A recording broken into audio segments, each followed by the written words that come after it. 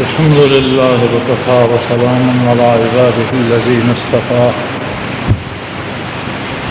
أعوذ بالله من الشيطان الرجيم. بسم الله الرحمن الرحيم. قل إن كنتم تحبون الله فاتبعوني يحببكم الله. اللهم سبحانك لا علم لنا إلا ما علمتنا إنك أنت العليم الحكيم. مولاي صل وسلم دائما أبدا على حبيبك من زانت به الأسر. اللہ جل وعلا ارشاد فرماتے ہیں کہ اے میرے حبیب صلی اللہ علیہ وآلہ آلہ وسلم کہہ دیجئے لوگوں سے اگر وہ مجھ سے محبت کرتے ہیں، ان کنتم تحبون اللہ، وہ جس نے تمہیں عدم سے وجود دیا، وہ جس نے تمہیں بے شمار اوصاف سے نوازا، وہ جس نے تمہیں عقل و شعور بخشا، وہ جس نے تمہیں زندگی، صحت، مال و دولت، عزت، شہرت، جو کچھ تمہارے پاس ہے تمہیں جس نے عطا کیا، جس کی نعمتیں گننا چاہو تو تم گن نہیں سکتے. وَإِن تُعِدُّوا نِعْمَةَ اللَّهِ لَا تُحْصُوهَا، اگر اللہ کی نعمتیں گننا چاہو تو تم گن نہیں سکتے. ایک قدرتی دانت نکال دیجئے، اچھے سے اچھا دانت کی اس کی جگہ دانت وہ کام نہیں کرے گا جو قدرتی کرتا ہے. میاں محمد صاحب نے فرمایا جے ایک مچھر دا پر بھجے سارے ہی عالم لگے، پھر نہیں وہ ثابت ہوندا جیوں کر رہا اگے. جس خالق کائنات نے آپ کو بصیرت دی، بصارت دی، سینہ دیا، اس میں دل دیا، اس میں درد دیا، اس میں طلب دی، اس میں آرزو دی، جس نے ساری مخلوق کو صرف تمہاری خدمت کے لیے باقی مخلوق کو پیدا کر دیا. خلق لکم ما فی الارض جمیعا، روئے زمین پر جتنی مخلوق ہے انسان ایک تیری خدمت کے لیے میں نے پیدا کی. کسی کو تو ذبح کر کے کھاتا ہے، کسی پر سواری کرتا ہے، کسی کی کھال کے جوتے بناتا ہے، لیکن کوئی تجھے بے رحم نہیں کہتا. اب اس سے زیادہ بے رحمی کیا ہے کہ ایک زندہ جانور کو ذبح کر دیں، اس کا گوشت بھی کھا جائیں، پھر اس کی کھال کے جوتے بنا لیں. وہ کہتا ہے میں نے تجھے اس کا حق دیا ہے، اسے میں نے پیدا ہی اس لیے کیا ہے کہ تیرے کام آئے، تیری خدمت کرے. جس کی بے شمار مخلوق تیری خدمت پہ لگی ہے، آسمانوں کی بلندیوں پہ چمکتا ہوا سورج تیرے کام کر رہا ہے، راتوں میں روشنی بکھیرتا ہوا چاند تیری خدمت کر رہا ہے، زمین کی وسعتوں پہ پھیلے ہوئے سمندر تیرے نوکر ہیں، زمین میں دفن شدہ خزینے اے انسان تیرے کام آ رہے ہیں، چلنے والی ہوائیں تیری خادم ہیں، برسنے والا ہر قطرہ تیری خدمت کر رہا ہے. جس نے اپنی ساری مخلوق کو تیری خدمت پہ لگا دیا، کیا تجھے اس سے پیار نہیں ہوا؟ آپ ایک کتے کو چند روز روٹی ڈالتے ہیں، وہ آپ پر جان نثار کر سکتا، آپ کے گھر کی چوکیداری کرتا رہنا، بھوکا رہ کر بھی دروازے پہ بیٹھا رہتا. ایک جانور کو 10 دن آپ چارہ دیں وہ دور سے آپ کو پہچان کے آپ کے سامنے سر جھکا دیتا ہے۔ آپ نے دیکھا لوگ سانپ پال لیتے ہیں اور وہ گھریلو جانوروں کی طرح ان کے ساتھ ہلے ہوئے ہوتے ہیں، شیر چیتے درندے پال لیتے ہیں اور وہ گھریلو جانوروں کی طرح ان کے ساتھ ہلے ہوئے ہوتے ہیں۔ کیا دیتے ہیں انہیں؟ زندگی دیتے ہیں، وجود دیتے ہیں، خصوصیات دیتے ہیں؟ کچھ بھی نہیں، وقتی طور پر انہیں چند لقمے دیتے ہیں۔ تو جس نے سب کچھ دیا، درندہ بھی محبت کا اسیر ہو سکتا ہے، خطرناک اور زہریلا سانپ بھی محبت کر سکتا ہے، ایک کتا بھی محبت کر سکتا ہے مالک سے۔ تمہارے مالک نے تو اتنا دیا کہ وَإِن تُعِدُّوا نِعْمَتَ اللَّهِ لَا تُحْصُوهَا، اگر گننا چاہو تم گن نہیں سکتے۔ کیا تمہیں اس سے پیار نہیں ہوا؟ اور اگر پیار ہوا ہے، اسلام کیا ہے؟ میں ارکان اسلام کی بات نہیں کر رہا، صرف اسلام کی بات کر رہا ہوں۔ الاسلام، دا اسلام جسے آپ کہیں گے، a relationship between Almighty Allah and a person، ایک فرد کے درمیان اور اس قادر مطلق کے درمیان ایک رشتہ، ایک تعلق، ایک رابطہ، یہ اسلام ہے۔ عبادات، معاملات، اخلاقیات، زندگی بھر کے کاروبار، یہ اس رشتے کو مضبوط کرنے کے لیے، ہر سجدہ اس رشتے کو مضبوط کرنے کے لیے ہے، ہر قدم اطاعت کا اسے مضبوط کرنے کے لیے ہے، اور ہر نافرمانی اس میں سے کچھ تاگے توڑ دیتی، کچھ تاریں اس میں سے کاٹ دیتی۔ لیکن یہ رشتہ تقاضا کرتا ہے پیار کا، محبت کا۔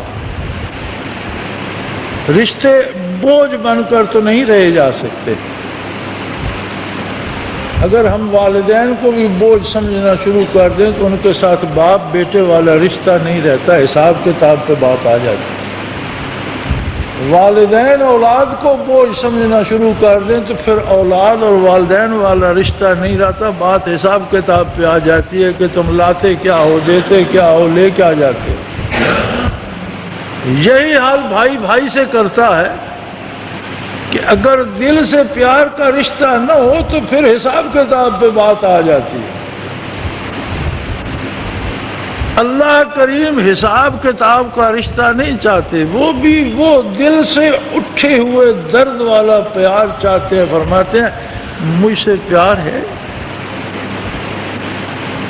کبھی میری یاد نے تمہیں بے قرار کیا، کبھی سوتے سوتے تمہاری آنکھ کھل گئی، کبھی تم نے چاہا کہ مجھے دیکھ لو، مجھ سے بات کر لو، کبھی تمہیں خیال آیا کہ ایک دن تو میں اس کے روبرو ہوں گا۔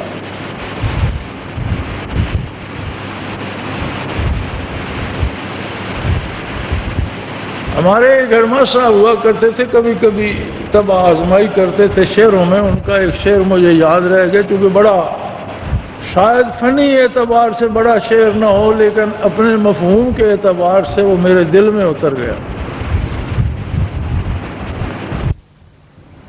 چونکہ ایک حدیث شریف میں آتا ہے کہ ہر مرنے والے کے سوال و جواب کے بعد فرشتے اشارہ کرتے ہیں آقا نامدار صلی اللہ علیہ وسلم کی ذات گرامی کی طرف، اور اگر بندہ خطاعت گزار ہو یا اللہ اس کی مغفرت کر دے تو حجابات ہٹ جاتے ہیں اور اسے زیارت نصیب ہوتی ہے، اور وہ سوال کرتے ہیں ما کنت تقول فی حق ھذہ الرجل، اس ہستی کے بارے تمہارا کیا خیال تھا دنیا میں؟ تو جس کے آگے سے حجابات ہی نہ ہٹیں، اپنے گناہوں کی دیوار ہی کھڑی ہو، وہ تو کہتا ہے ہاتھ لا ادری، مجھے تو کچھ سمجھ نہیں آ رہی، تم کیا کہہ رہے ہو، کیا پوچھ رہے ہو۔ لیکن جس کے سامنے سے پردہ اٹھ جائے تو وہ کہتا ہے ھذا سیدی و مولائی محمد الرسول اللہ صلی اللہ علیہ وسلم، اس کے بارے مجھ سے پوچھتے ہو؟ یہ تو میرے حبیب ہیں، ان کے نام پر تو میں نے زندگی لٹائی۔ تو ہیڈماسٹر صاحب نے اس شعر میں کہا، ہٹ جاؤ طبیبو نہ کرو میری دوا تم، ہٹ جاؤ طبیبو نہ کرو میری دوا تم، شاید وہ قبر میں ہی گلے آن لگا لے۔ ان کی وہ بات میرے دل میں اتر گئی، یہ کوئی 50-60 سال پرانی بات ہے، میں نے کہیں یہ شعر لکھا نہیں، بس لوح قلم پر ہی لکھا ہوا ہے، شاید فنی اعتبار سے، ادبی اعتبار سے بہت بڑا شعر نہ ہو، لیکن معنوی اعتبار سے میں سمجھتا ہوں کہ انہوں نے اس میں خزانہ سمو دیا کہ اس سوال جواب کے دن کی امید پہ زندگی بسر کر گیا کوئی، اور اس ایک جھلک کی امید پہ کہتے ہیں معالجے کو چھوڑو یار، مجھے مر بھی جانے دو، اگر مر کر ہی زیارت نصیب ہوتی ہے تو مجھے مر بھی جانے دو، کیوں میرے پیچھے پڑے ہو، ہٹ جاؤ طبیبو نہ کرو میری دوا تم، شاید وہ قبر میں ہی گلے آن لگا لے۔ یہی سوال پوچھتے ہیں رب کریم، ان کنتم تحبون اللہ، اگر تمہارے دلوں میں اللہ کے لیے محبت ہے، اگر کبھی تمہیں تمہارے افکار نے یہ فرصت دی ہو کہ ایک لمحہ ایسا بھی گزرا ہو جب تم نے اپنے رب سے بات کرنا چاہیے، کبھی تم نے اسے دیکھنے کی تمنا کی ہو، کبھی تم نے اسے پانے کی تمنا کی ہو، اگر ایسی کوئی بات ہے تو بڑا سیدھا راستہ اور آسان سا راستہ ہے، فاتبعونی، میں محمد الرسول اللہ صلی اللہ علیہ وسلم کے نقوش کف پا پہ زندگی نچھاور کر، بس ایک ہی راستہ، اور کچھ مت کرو، کھاؤ، کماؤ، تجارت کرو، ملازمت کرو، کھیتی باڑی کرو، معروف ذرائع رزق کے جو ہیں وہ اختیار کرو، شادیاں کرو، گھر بناؤ، بچوں کی تربیت کرو، دوستیاں اور دشمنیاں کرو، جنگ اور صلح کرو، بھرپور زندگی گزارو، لیکن اس انداز سے جس انداز سے محمد الرسول اللہ صلی اللہ علیہ وسلم گزارنے کی اجازت دیں۔ آپ نے کھانے سے منع نہیں فرمایا، پینے سے منع نہیں فرمایا، کمانے کی حدود ہیں، کھانے کی حدود ہیں۔ اور پھر کلمہ اسلام ہے کیا؟ ان اللہ اشتری من المؤمنین انفسهم واموالهم بان لهم الجنہ، کلمہ کیا ہے؟ اللہ نے سودا کر لیا ہے مومن بندوں سے کہ اللہ کی جنت ان کی اور ان کی جان اور ان کا مال اللہ کا، بک گیا، سودا ہو گیا۔ اسلام ہے کیا؟ بک گئے، ہم بکے ہوئے لوگ ہیں، نہ زندگی ہماری ہے نہ مال ہمارا ہے، امین ہیں ہم اللہ کی طرف سے کہ مال کو کیسے خرچ کرتے ہیں، کس طرح بڑھاتے ہیں، جب ہے کسی کا تو اس میں ہم بدماشی کیوں کریں؟ اپنا مال نہیں ہے، کسی کی امانت ہے، بڑھے گا تو اس کا بڑھے گا، خرچ ہوگا تو اس کا خرچ ہوگا، تو ہم اس میں ہیرا پھیری کیوں کریں؟ بڑھتا ہے الحمدللہ، کم ہوتا ہے الحمدللہ، ہم دیانتداری سے اپنا فرض ادا کریں۔ جان کا سودا کر چکے ہیں، دینی پڑے تو دیں، جان دے دی ہوئی اسی کی تھی، حق تو یہ ہے کہ حق ادا نہ، کیا کمال کیا ہم نے جان دے کر دی۔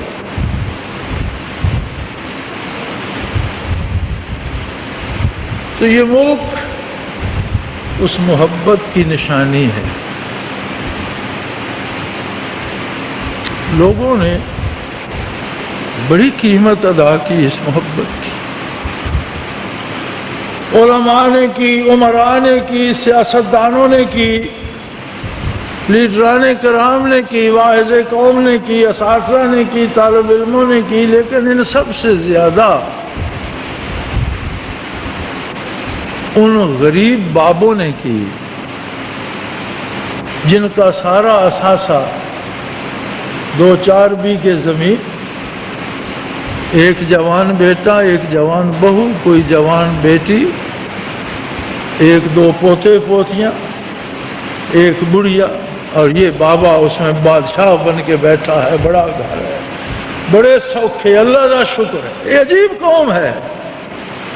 میں اپنے مائنز پر جا رہا تھا، چونکہ ویرانے میں جنگل میں ہے، سخت گرمی تھی، میرے پاس جیپ تھی اور وہ تھی سافٹ ٹاپ، وہ کپڑے کے چھت والی، تو اتنی گرمی ہوا کرتی تھی کہ ہم ہارڈ ٹاپ گاڑی وہاں نہیں لے جاتے تھے، لوہے والی کا چھت اتنا گرم ہو جاتا تھا کہ اے سی کام چھوڑ جاتا تھا، تو اس کی نسبت وہ کپڑے والی چھت والی میں اے سی نہ بھی ہو تو باہر کی ہوا آتی رہے تو وہ نسبتاً اس سے ٹھیک رہتی تھی۔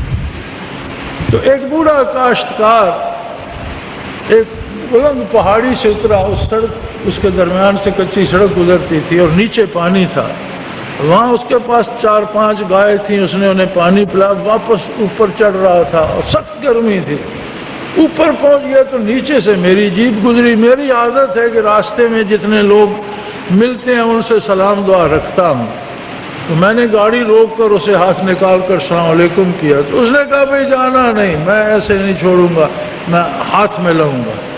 وہ پھر وہاں اوپر سے نیچے آنا شروع ہو گیا۔ عجیب بات ہے، سخت گرمی ہے، ابھی ابھی گھونٹ پانی کا پی کر یہ جانوروں کے ساتھ بوڑھا آدمی ہے، اوپر گیا پھر نیچے آئے گا، اس نے چادر کا سایہ بنایا ہوا، مجھ سے آ کے ملا، میں نے کہا بابا جی کیا حال ہے؟ کہنے لگا بڑا اللہ کا شکر ہے، بڑے سوکھے ہیں۔ 2 منڈے نے میرے فوج ملازم ہو گئے، اتنے پیسے بھیج دیں انہوں نے بچے سکول پڑھتے پے، آپ 2-4 گائیں رکھیاں، تھوڑی جی زمین ہے، دانے گھر دے آ جاندے تو بچیاں نوں ملوا نا، بڑا اللہ کا احسان ہے، بڑے سوکھے۔ کیسی عجیب مخلوق ہے کہ لوگ اے سی میں بیٹھے ہوئے فریج سے نکال کر کھانے پینے والے اس کا شکر ادا نہیں کرتے کہ بڑی تکلیف ہے۔ 2 منٹ بجلی چلی جائے تو کہتے ہیں خدایا کیا مصیبت میں ڈال دیا۔ ایئر کنڈیشن گاڑیوں میں سفر کرتے ہیں اور ہم کہتے ہیں تھک گئے جی، اس طرف بھی درد ہے، اس طرف بھی درد ہے جی، ٹانگیں سوج گئی جی، پاؤں سوج گئے۔ لیکن یہ کیسی مخلوق ہے کہ روکھی سوکھی کھا کر، پیاز سے سوکھی روٹی کھا کر کہتے ہیں اللہ کا بڑا شکر ہے، بڑا اس کا احسان ہے، ہم بڑے خوش ہیں۔ چھتری نہیں تھی اس کے پاس، لیکن وہ خوش تھا، اپنے اللہ پر راضی تھا۔ اس طرح کے بابوں نے اس سرزمین کے لیے ان بیٹیوں کی عزت لٹوائی، وہ بیٹے ذبح کرائے، وہ پوتے پوتیاں ذبح کرائے، ان کے بیل اور گائیں لٹ گئیں، ان کے گھر جل گئے، ان کی زمینیں چھن گئیں، اور مسافر بے وطن اور پردیسی ہو کر جب یہاں پہنچے تو پھر انہوں نے سجدہ تشکر ادا کیا اور زمین پر سر رکھ کر کہا سبحان رب جلال۔ کوئی اندازہ کر سکتا ہے اس قیمت کا؟ دی ہوگی سیاستدانوں نے بڑی قربانی، علماء نے بڑی قربانیاں دی ہوں گی، عمراء نے دی، سب نے دی، لیکن اگر امیر 1 کروڑ میں سے 1 لاکھ دیتا ہے اور فقیر کے پاس 1 پیسہ اور وہ 1 پیسہ دیتا ہے تو وہ ایسا ہی ثواب ہے اس کا جیسا کروڑ پتی نے سارا کروڑ دے دیا ہو، کیونکہ وہ کسی کی دولت کا محتاج نہیں، وہ تو اس درد کو، اس جذبے کو دیکھتا ہے۔ تو حصول پاکستان میں جو قربانی غریب مسلمان نے دی، جو اپنے اللہ پر غربت میں راضی ہے، اس کی مثال نہیں ملتی۔ غرض کیا تھی؟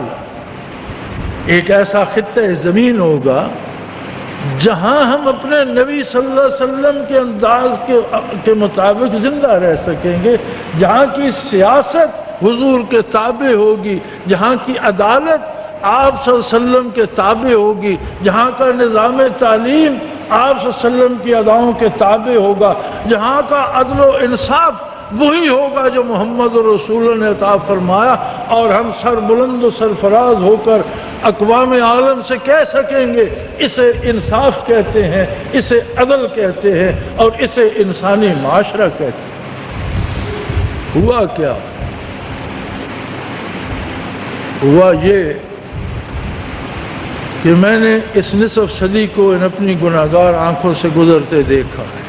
جب پاکستان بنا میں مڈل کا اسٹوڈنٹ تھا، مجھے پاکستان بننے کے لیے جو مسلم لیگ کے جلسے ہوئے تھے وہ بھی یاد ہیں، اور ان کی بعض تقاریر کے الفاظ تک یاد ہیں۔ میرا ذاتی اندازہ یہ ہے کہ آنے والے سورج نے ہر روز ہمیں جہاں تقسیم ملک کے وقت کھڑے تھے وہاں سے ہمیں ہر روز ایک قدم پیچھے ہٹتے تھے، اور آج ہم اتنے پیچھے ہٹ چکے ہیں اپنے مقصد سے کہ اب آنے والی نسل یہ پوچھتی ہے کہ پاکستان بنایا کیوں تھا، اور آج کا دانشور اسے کہتا ہے کہ بچے کاروبار پر ہندو چھایا ہوا تھا، تو ہندو کی گرفت سے معاشی طور پر آزاد ہونے کے لیے ہم نے پاکستان بنایا تھا۔ کاش کوئی اس بابے کی قبر کھود کے پوچھے جس نے قیمت دی تھی پاکستان، کوئی ان لٹتی ہوئی عصمتوں کو دیکھے، کوئی ان نیزوں پہ اچھلتے ہوئے بچوں کو دیکھے۔ کاش اس ملک کی جن لوگوں نے قیمت دی ان سے پوچھا جائے، ارے یہ دانشور تو انگریز کا بچا ہوا کھانا کھا کر بنا ہے، یہ تو اسی فلسفی کو پڑھ رہا ہے جو انگریز نے اس کے منہ میں ڈال دی، یہ تو اسی تعلیم کا اسیر ہے جو کالونیل سسٹم نے اور نوآبادیاتی نظام نے اسے عطا کر دی۔ اس نے تو نہ خود اللہ کو جانا، نہ اللہ کے بندوں کو جانا، نہ بندوں اور اللہ کے رشتے کو جانا، نہ آقا نامدار صلی اللہ علیہ وسلم کو پہچانا، اور نہ کبھی یہ کسی کی محبت کا اسیر ہوا۔ اب ضرورت یہ آ گئی ہے کہ ہم بچوں کو یہ یقین دلا سکیں کہ پاکستان اس اسلام کے نفاذ کے لیے حاصل کیا گیا تھا۔ یہ کیا عجیب بات نہیں ہے؟ یعنی ہم واپس جاتے جاتے جاتے اتنے پیچھے چلے گئے کہ اب ہمیں یہ بتانا پڑتا ہے آنے والی نسل کو کہ بھئی یہ مقصد تھا، اور آج یہ امر متنازع فی ہے۔ روز نہیں دیکھتے آپ کے ٹیلی ویژن پہ اسی پہ جھگڑا ہو رہا ہوتا ہے روز کہ پاکستان کیوں بنا تھا، کیا مقصد تھا، کیا تھا، اور سر عام آ جاتا ہے۔ بلکہ 50 سال دیواروں پر لکھا رہا، آپ کے شاہی قلعے کے پاس لاہور بھی لکھا ہوا تھا، سرگودا بھی وہ بم چوک جسے کہتے ہیں جہاں وہ بڑا سا بم لگے، وہاں بھی سول اسپتال کی دیوار کے بعد بڑا لکھا ہوا تھا، اور شہروں میں بھی تھا، پاکستان کا مطلب کیا ہے، لا الہ الا اللہ۔ اب حکمرانوں نے وہ کتبے کھدوا دیے، اب آپ کو کہیں نظر نہیں آئے گا۔ کسی نے ذاتی طور پر لکھ رکھا وہ الگ بات ہے، پورے ملک سے مختلف حکمرانوں نے وہ سارے کتبے کھدوا دیے کہ چھوڑو یہ لا الہ الا اللہ 14 صدیاں پرانی بات ہے، اب اس کو کیا کرتے ہو۔ اب تو اللہ کے بعد بش ہے، اس کے بعد ٹونی بلیئر ہے، کہاں پھرتے ہو تم؟ تو یہ حادثہ ہم سے کیوں ہوا، ہم پہ حادثہ کیوں گزرا؟ میری ناقص رائے میں اس کا سبب ہم خود ہیں۔ اگر ہمیں پاکستان کو اسلامی ریاست بنانا تھا تو اس کے لیے ضروری تھا کہ ہم اپنے اس وجود کو اسلامی ریاست بناتے۔ یاد رکھیں، معاشرہ حکومتیں نہیں بناتی، معاشرے حکومتیں بناتے ہیں۔ آج بھی معاشرہ حکومت بناتا ہے۔ مدینہ منورہ میں حکومت نہیں بنی، 13 برس محمد رسول اللہ نے معاشرہ تعمیر کرنے پہ محنت فرمائی۔ مکہ مکرمہ انصار مدینہ کو بھی وہ معاشرہ پسند آیا، انہوں نے عرض کی یا رسول اللہ اگر یہ اہل مکہ ایسے ہی بد نصیب ہیں، آپ وہاں تشریف لیں، یہ معاشرہ ہمیں تو دل و جان سے زیادہ عزیز ہے۔ حضور ہجرت فرما کر مدینہ منورہ جلوہ افروز ہوئے، اور ایک ایسا معاشرہ بن گیا جو اسلامی تھا، از خود حکومت بھی اسلامی بن گئی، عدالتیں بھی اسلامی بن گئی، تعلیم بھی اسلامی ہو گئی، سیاست بھی اسلامی آ گئی، معیشت بھی اسلامی آ گئی، معاشرہ ہی اسلامی تھا، غیر اسلامی چیز کو قبول ہی نہیں کرتا تھا۔ تب سے اب تک اور قیامت تک یہ اصول رہے گا کہ معاشرہ حکومت بنائے گا. نظام قدرت ہے. بھیڑیوں کا سردار کسی دمبے کو قدرت نہیں بناتی. بھیڑیوں میں جو زیادہ خونخوار بھیڑیا ہوگا وہ ان کا سردار ہوگا. دمبا دمبوں کا سردار ہو سکتا ہے، بھیڑیوں کا نہیں. شیروں میں سب سے زیادہ خونخوار شیر ان کا سردار ہوگا. یہی انسانی معاشرے پہ بھی اطلاق ہے.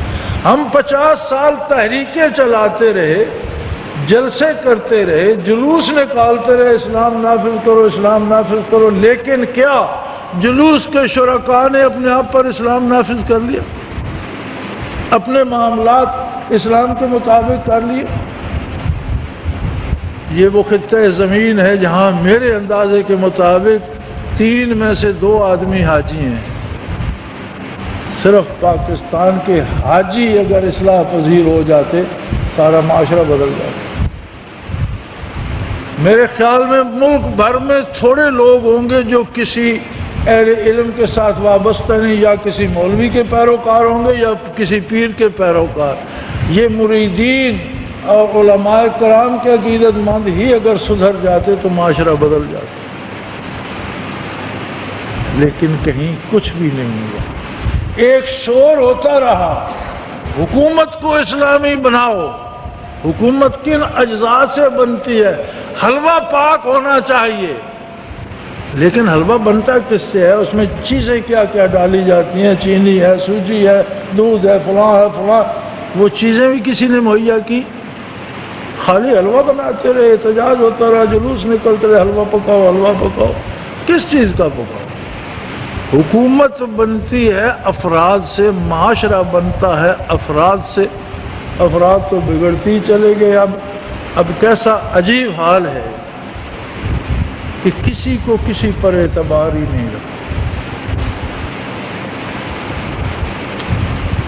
مجھے میرا بیٹا سمجھا رہا تھا کہ آپ پیسے کے معاملے میں مجھ پر بھی اعتبار نہ کیا کریں، آپ اعتبار کرتے ہیں نقصان ہوتا. یہ مجھے میرا بیٹا سمجھا رہا تھا کہ آپ پیسے کے معاملے میں مجھ پر بھی اعتبار نہ. میں سوچ رہا تھا کہ ہم کہاں پہنچ گئے. ہم نے تو وہ لوگ دیکھے تھے کہ جن کے پاس امانتیں رکھوانے والے مر گئے، کوئی جانتا نہیں، اور وہ امانت لے کر ورثاء کو تلاش کرتے پھرتے ہیں کہ وارث کہاں گئے. تو کہاں سے چل کر ہم کہاں آ گئے؟ ہماری سوئی تو ابھی وہاں اٹکی ہوئی تھی، ہمیں وہاں لذت ملی، سکون ملا، راحت ملی. ہماری سوچ وہی پھنسی ہوئی ہے، لیکن ہم کن لوگوں میں گر گئے؟ میں اب کیسے سوچوں؟ مجھے یہ بتائیے کہ یہ بات میں کس طرح اپنے آپ کو باور کرا لوں. کیا ایسے معاشرے کو اسلامی حکومت نصیب ہو سکتی؟ اب پھر باری آ گئی. ہم نے بے نظیر کو نکالا، حلوے پکائے، میاں صاحب کو سر پہ اٹھا کے لائے، پھر میاں صاحب کو نکالا، حلوے پکائے. ہر طرف سے شور تھا، فوج آ جائے فوج آ جائے. میں نے بھی سنا، آپ نے بھی سنا. میں نے اس زمانے میں بھی کہا تھا کہ فوج کا آنا مسائل کا حل نہیں ہوتا. اگر آپ حکومت سے ناخوش ہیں تو آپ کوئی پروگرام دیں کہ یہ حکومت جائے اور کوئی حکومت آئے جو یہ کام کرے، یا ہمیں اقتدار دو ہم یہ کام کریں گے. وہ پروگرام کسی نے نہ دیا. حکومت جائے، حکومت گئی، فوج آ گئی. اب سب شور ہو رہا ہے جناب یہ کیا مصیبت آ گئی. اب کون ہے جی؟ اب پھر بی بی آ جائے یا میاں صاحب آ جائے. چلو اللہ اللہ خیر صاحب. اب یہ تو بھلا حکومت کا کہ اس نے کوئی بی اے کی شرط لگا کر، جو میں سمجھتا ہوں صحیح نہیں ہے، کہ ملک میں شرح خواندگی 7% بھی نہیں بلکہ 3% بھی نہیں، تو بی اے کی شرط لگانا تو 97% کو ان کے حق سے محروم کرنا. نمائندگی کا حق تو ہر ایک کو ہے. اس کے باوجود میں اس پر اس لیے خوش ہوں کہ کچھ پرانے درخت تو گریں گے جو انگوٹھا چھاپ 50 برسوں سے ہم پر سوار ہیں. لیکن زیادہ خوش اس لیے نہیں ہوں کہ انہی کے بیٹے پوتے آئیں گے، میں اور آپ انہی کو ووٹ دیں گے، اور کہاں جائیں گے؟ نسل وہی آئے گی.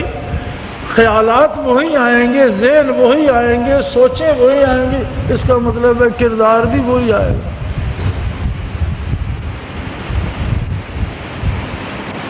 تو ضرورت اس بات کی ہے کہ ٹھیک ہے پوری کوشش کریں، دیانتداری سے اچھے لوگوں کو ووٹ دیں، اچھی پارٹی کو ووٹ دیں، اچھی قیادت کو ووٹ دیں، لیکن ایک کوشش ضرور کریں، اسلام کو اگر ہم نے اپنے آپ پہ نافذ کر لیا تو سمجھ لیں پاکستان کے 14 کروڑویں حصے پر اسلام نافذ ہو گیا۔ ہم ساری بڑا میں نے بھی زور لگایا، حکومت سے ٹکر بھی لی، ماریں بھی کھائیں، منتیں بھی کرائیں، منوایا بھی حکومت سے، بلا سودی سسٹم بھی بنوایا، پتہ ہے کیوں فیل ہو گیا؟ ورلڈ بینک اور IMF نے یہ دلیل دی کہ تمہارے ملک میں کسی کھاتہ دار نے سود لینے سے انکار کیا تو پھر اس ایک پاگل کے پیچھے لگ کے ساری حکومت کیوں تباہ کرتے؟ ورلڈ بینک اور IMF کی دلیل یہ تھی، حکومت نے اعلان کر دیا تھا کہ 1 جولائی سے بلا سودی نظام ہوگا ڈومیسٹک، لیکن اسے IMF اور ورلڈ بینک نے یہ دلیل دے کر قائل کیا کہ ایک یہ پاگل تمہارے گلے پڑ گیا اور تم اس سے اتنے ڈر گئے ہو کہ یہ مر جائے گا یا مار دے گا، یہ پاگل آدمی ہے۔ ملک میں جو کھاتہ دار ہیں، جو ارب پتی ہیں، جو کھرب پتی ہیں، جو امپورٹ ایکسپورٹ کرتے ہیں، جن کے پاس ملیں اور کارخانے ہیں، جو بازاروں میں بڑے بڑے کروڑوں روپے کی دکانیں لیے بیٹھے، کسی نے سود لینے یا سود دینے سے انکار کیا ہے کہ نہیں؟ تو پھر تم پاگل ہو۔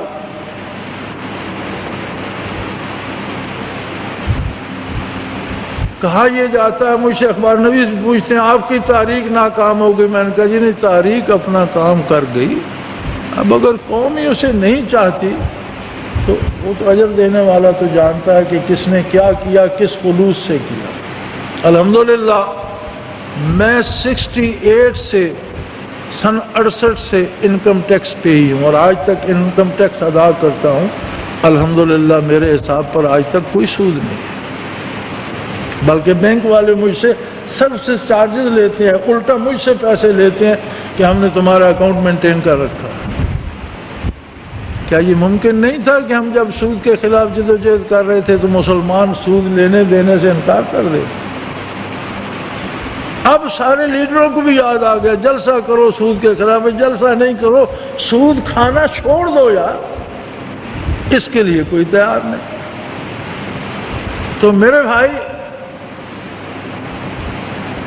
یہ کوشش اپنی جگہ اور یہ بھی بہت ضروری اور مثبت ہے کہ اچھے لوگوں کو اقتدار میں لایا جائے، شاید کوئی مثبت تبدیلی وہ کر سکے الحمدللہ، لیکن اس کے ساتھ اس سے زیادہ ضروری یہ کوشش ہے کہ ہم اپنے آپ پر اسلام نافذ کریں، معاشرے کو مسلمان بنائیں۔ معاشرہ اسلامی ہوگا تو حکومتیں از خود اسلامی بن جائیں گی۔ وآخر دعوانا ان الحمدللہ رب العالمین۔